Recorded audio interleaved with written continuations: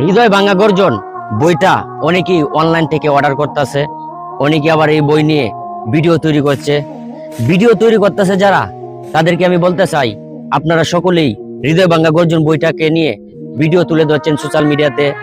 আমরা কিন্তু প্রতিনিয়তই একই কন্টেন্ট দেখতে পাচ্ছি এই সোশ্যাল মিডিয়াতে, ফেসবুক বলেন ইউটিউব বলেন সব জায়গায় পাচ্ছি একই ধরনের কন্টেন্ট। সবাই যদি একই ধরনের কন্টেন্ট তৈরি করে থাকেন তাহলে আমরা নতুন যারা রয়েছি তারা শিখবো কি?